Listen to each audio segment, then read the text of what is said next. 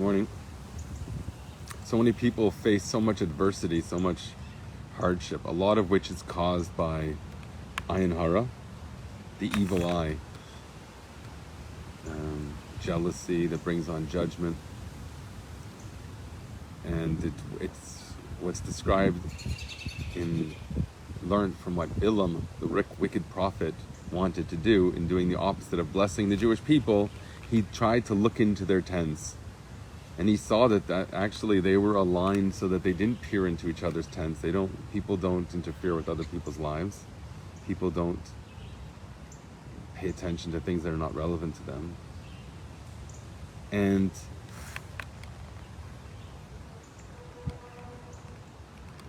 he sought to look into the least notable people of the nation. Ksei ha'am, the people on the fringe. Eze inyan bilti ratzoi, so to find something inappropriate in them. Shetiela eze tfisa, in order to be able to grasp them and do what he was paid to do. He was a hired gun from Balak, the wicked king. So Bilam tries to do the opposite of bless, and he's like dragged by Hashem with the way you would drag a dog that's disobedient. So he sought to gain some power over a chosen nation by looking in, and specifically in their fringe, the fringe of the nation, those most vulnerable. Erzal zekenen unshepen. He thought he'd be able to get a grip of them this way. And nevertheless,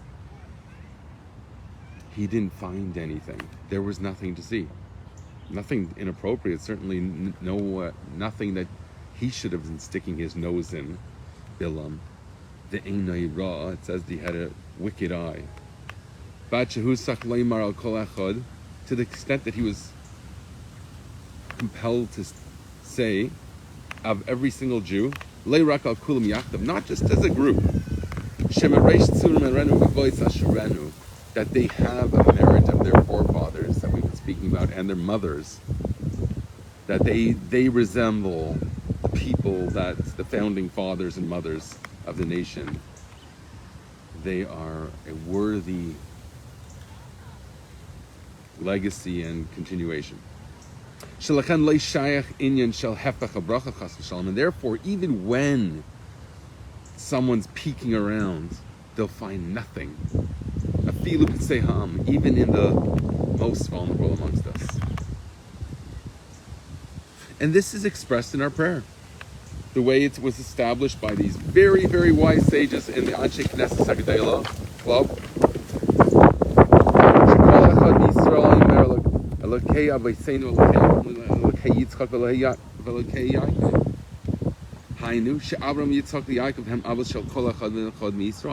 When we start our prayer with mentioning our Avos, it's a recognition, it's an understanding that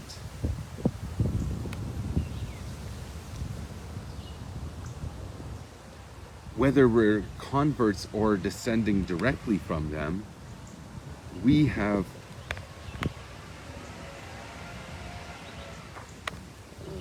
confirmed. Welcome, Yonasan. See you. God give refuah shlema to my good friend Rabbi Akiva Wagner, Akiva Gershon ben Rachel Basya, who is suffering horribly from Yener Machal. He needs all our tefillas. God bless him. Refuah shlema. Among other people are suffering, and they really need a refuah. Welcome, Marlene. Maybe you can help bring some healing to this world too. Karim Razet Basya Rid to refuah shlema from all of our deep depths of our heart to everyone who needs it.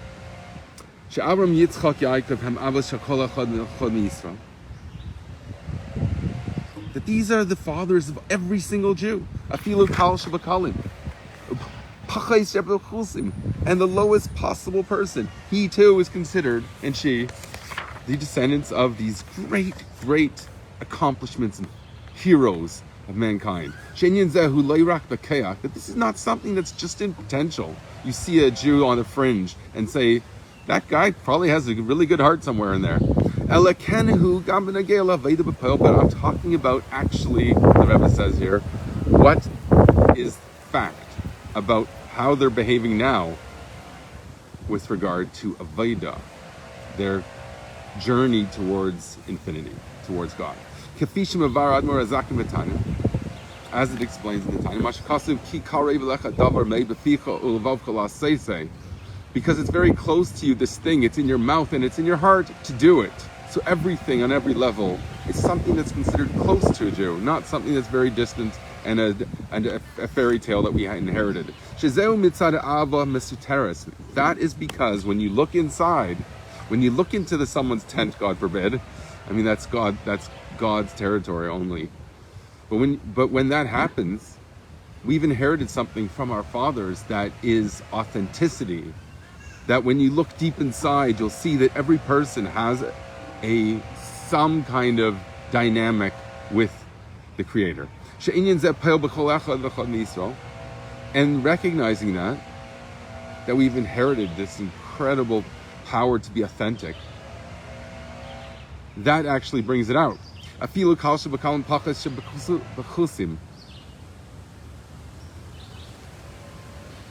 More like this inherent goodness that exists in every Jew is something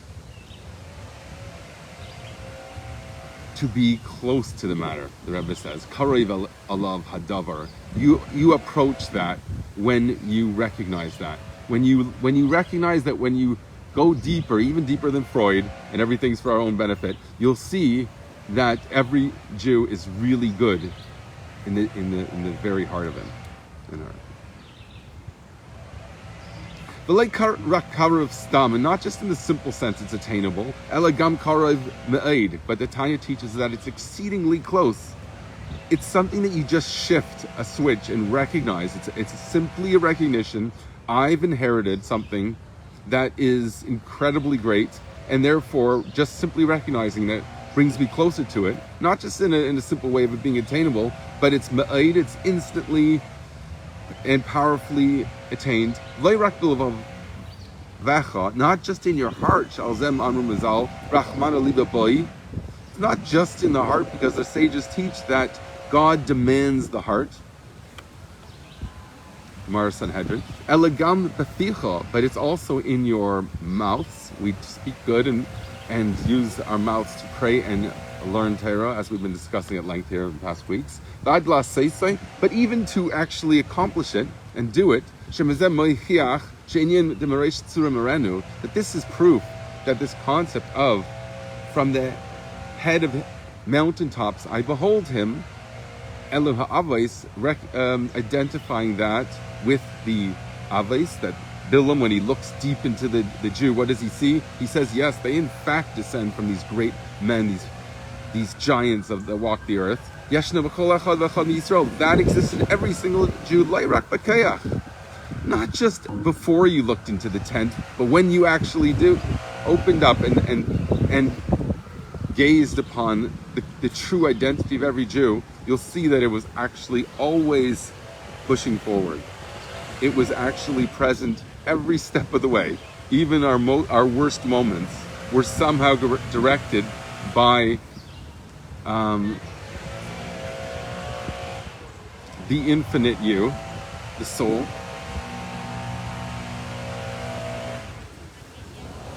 Below 10 handbreadths to the belt, up to the belt.